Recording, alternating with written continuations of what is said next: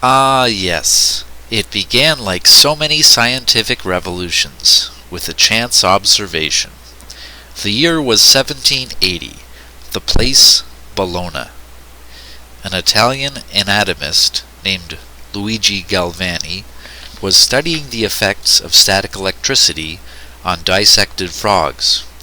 One day, beside a machine that generated static electricity, one of Galvani's assistants accidentally brushed the nerve of a frog leg with a metal scalpel, and a spark seemed to jump from the machine through the scalpel. The frog leg twitched violently. Galvani, fascinated by this unexpected effect, discovered that when he connected the frog's spinal cord to its muscle with a bridge made of two dissimilar metals, he could send a lifeless frog leg into convulsions. What force caused this strange reaction? Galvani, in a paper published in 1791, trumpeted the discovery of animal electricity. Galvani had stumbled upon the phenomenon we now call an electric current, and soon the word galvanism denoted the presence of a continuous flow of electricity. But what exactly was flowing? No one really knew. Scientists and inventors spent the next century tinkering with that mysterious current.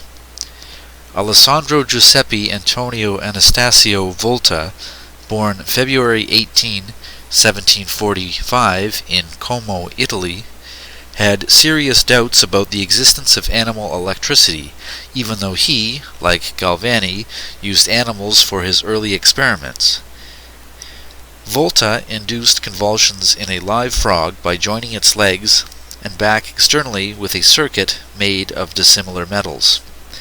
What he did was create a battery, producing an electric current between two metals separated by a moist conductor, in this case the frog. Volta set out to construct a more manageable battery. Moist cardboard was easier to handle than a live frog. Discs of silver and zinc replaced the bimetallic bridges. Volta built little sandwiches of silver, cardboard, and zinc, each called a cell or a pair, and stacked the cells to make his famous voltaic piles. The higher the pile, the greater the force generated. Volta likened the experience of touching a pile of 40 or 50 cells to grasping an electric fish. Volta described his battery in a letter to the Royal Society of London in 1800. This perpetual motion may appear paradoxical, perhaps inexplicable, but it is nonetheless true and real, and can be touched, as it were, with the hands. Volta did not realize that this inexplicable flow of electricity, current, resulted from the chemical reaction between the two metals and a fluid or electrolyte. Scientists began to experiment with continuous current. Sir Humphrey Davy applied electricity to the study of chemistry.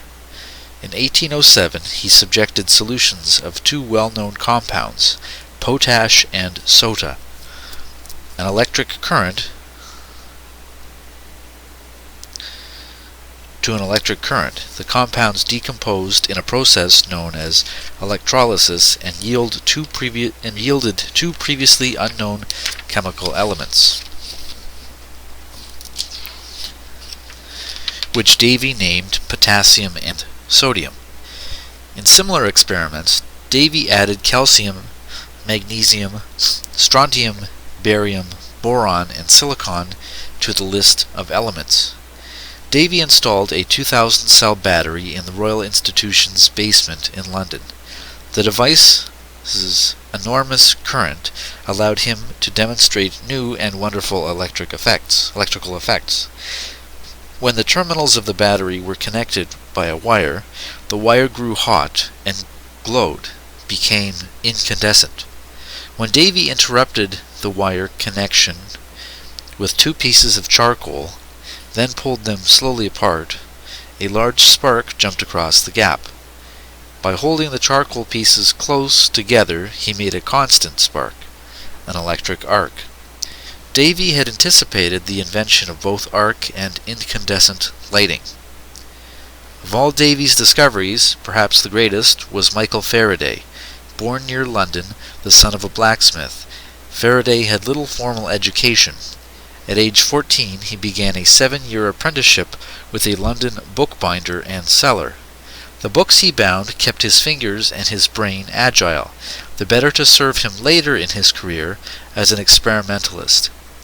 It was the electricity entry in a volume of the Encyclopaedia Britannica brought to the shop for repair that drew Faraday to the field he would ultimately revolutionize. In 1810, Faraday began attending scientific lectures in London. 3 years later, Davy hired the 21-year-old as a laboratory assistant at the Royal Institution.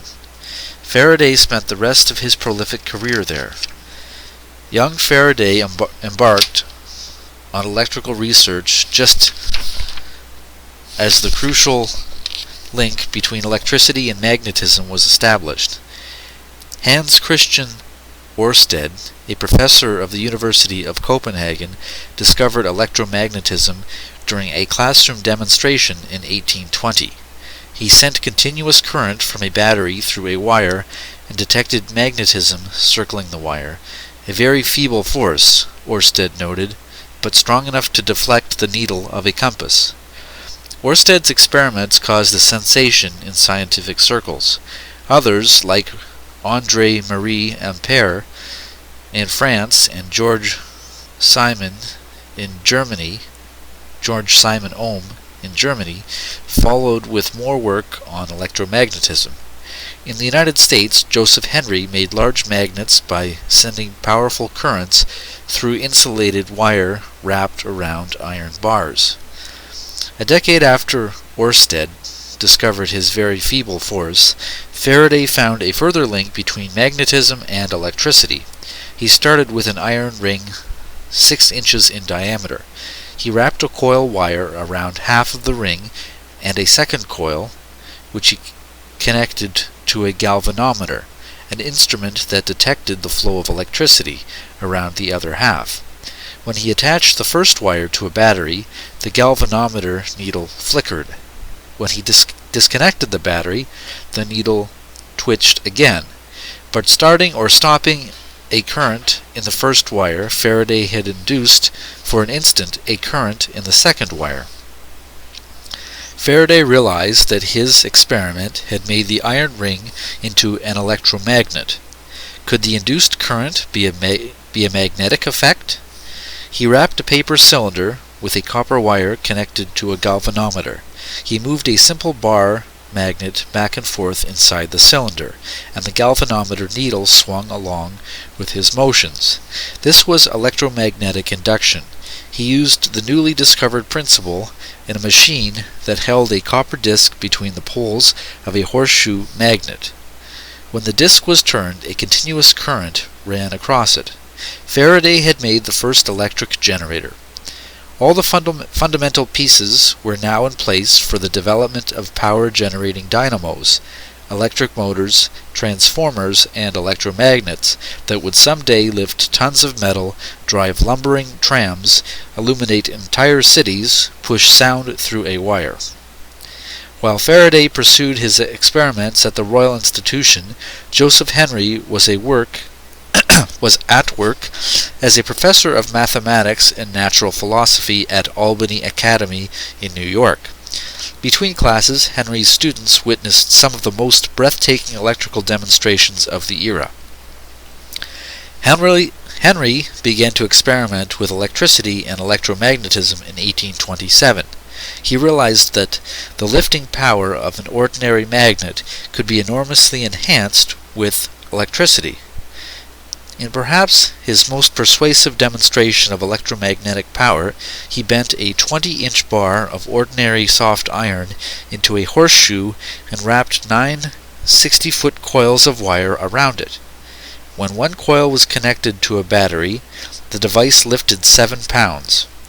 When all 9 coils received current, the same iron bar hoisted as much as 750 pounds. Impressed by these results, the Penfield Iron Works at Crown Point, later Port Henry, New York, bought 2 of Henry's electromagnets to separate iron ore from rock. This was one of the earliest uses of the new electrical technology in industry. Another of Henry's experiments, the electromagnetic telegraph, started in 1831 as entertainment for his students at Albany Academy. Henry separated a battery from a small electromagnet with a mile of wire wrapped all around his classroom. When the current was closed, the current activated the electromagnet a mile away. The electromagnet repelled a second free-swinging magnet, which in turn struck a bell. Whether the electromagnet rang a bell, as Henry's did, or created dots and dashes, as Samuel F.B. Morse's would do, the principle was clear. An electric current could provoke an instantaneous mechanical action at some distant point. Samuel F.B. Morse, a Yale-educated artist and inventor, thought he could transmit information by lightning wire. By 1836, he had made a device that sent a message about 50 feet. He would activate and deactivate an electromagnet at the end of a 50-foot wire. The magnetic impulses moved a pencil, which marked a moving strip of paper. Less than 2 years later, Morse was off to Washington, D.C. to apply for patents and search for funding. While the Congress debated the merits of Morse's application, British inventors William Cooke and Charles Wheatstone, on June 12, 1837, patented a galvanic and electromagnetic telegraph. It went into service along 18 miles of the Great Western Railway from London to Slough in 1839, and won public favour soon thereafter when a murderer named John Towell fled Slough on the London-bound train. His description sent by telegraph arrived at London's Paddington Station before Towell did. He was arrested and later hanged, the first criminal caught by means of electric communication. Politics won public acceptance of the telegraph in America. After years of struggle, Congress finally approved a $30,000 grant for Morse in March 1843. Morse strung a 41-mile telegraph line with glass insulators from a Washington office in the Supreme Court chambers of the train depot in Baltimore.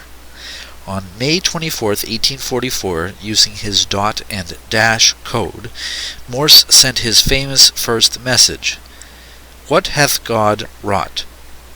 5 days later, an answer of sorts came back from Baltimore, where the Democratic National Convention was being held that year. It took 9 suspense-filled ballots to nominate a candidate, and so anxious were Washington politicians to learn the outcome that the Senate adjourned and lawmakers crowded into Morse's office to hear, finally, that dark horse candidate James K. Polk would head the Democratic ticket. From the same office, Silas Wright wired to the convention his refusal to accept the vice presidential nomination. The impact of the telegraph was global and immediate. On November 14, 1847, market quotations from the London Stock Exchange were telegraphed to Manchester, England, and financial markets would never be the same. In 1849, journalist Paul Julius Reuter instituted a press wire service, and by 1855, telegraphs printed words. The telegraph did its first military duty during the Crimean War. By the end of the Civil War, the American telegraph network had grown to cover 200,000 miles. By 1866, a telegraph cable traversed the Atlantic Ocean, and by 1861, 8 years before, the first transcontinental railroad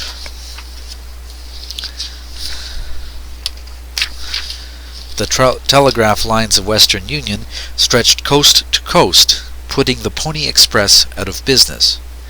The man who made the leap from telegraph to telephone, not 3 decades later, was Alexander Graham Bell. Writing is to me a slow and tedious way of expressing myself, he once told a friend. I long for one of our old confabulations. The telephone made all manner of confabulation, from business to gossip to courtship, possible at a distance. A teacher of the deaf, Bell was intimately familiar with the quality of sound vibrations. The air is always shaking when I make a voice, he said to the deaf student in 1871. Bell began looking for a way to transmit electricity, a medley of sound vibrations. Keeping up his rigorous teaching schedule, Bell experimented with what he called the harmonic telegraph. He received financial backing from Thomas Sanders and Gardiner Hubbard, the parents of two of his deaf pupils. Hubbard would later become his father-in-law. And he collaborated with a talented young electrician named Thomas Watson. During the summer of 1874, while vacationing at the Bell family home in Ontario, Canada, Bell had an insight that inched the telephone a bit closer to reality. He realized that current, rather than remaining unvaryingly constant, could be modulated to resemble the vibration of speech. Bell suspected that movement caused by such vibrations on the sensitive mechanism of a mouthpiece could be converted into a modulating current. Experiments in 1875 confirmed this notion. On the basis of this idea, without a working prototype, Gardiner Hubbard filed a patent application for the telephone on February 14, 1876. As it turned out, Hubbard beat out rival inventor Elisha Gray of Chicago by only a few hours.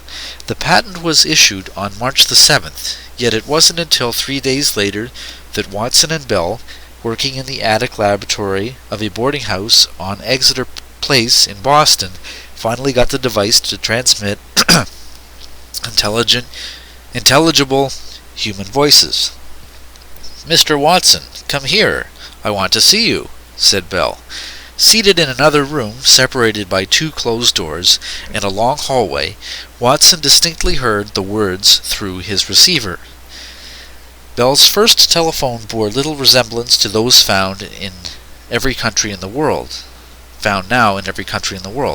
It was a box with a hole in the top through which Bell spoke.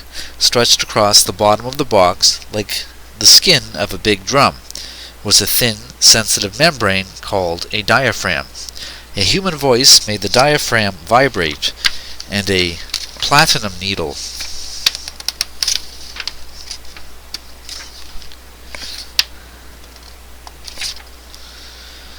I guess that's the end, even though there's no period.